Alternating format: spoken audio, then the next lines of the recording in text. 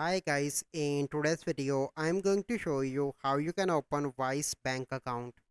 So here you can see the complete process. So the step 1, you need to check you're eligible to open a bank account online.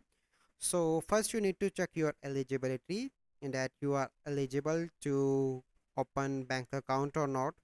And in the step 2 you need to choose an online account type, that what type of account you want.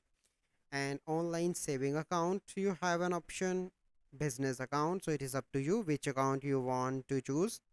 And some key feature of Wise business include, so you can read this. And in the step 3 you need to choose the bank or non-bank service you prefer to open an account online with, so it is up to you which service you want to choose. And in the step 4 you need to complete your online account application and get verified. Okay, you need to provide your personal details, your contact information, your proof of ID. Okay, and in the step 5 you need to fund your online account and you are good to go to use your account. So this is a process how you can open Wise bank account. So I hope you find this video helpful. If you find this video helpful, must like this video, subscribe to our YouTube channel for future videos. We'll see you in the next video. Thank you, have a good day.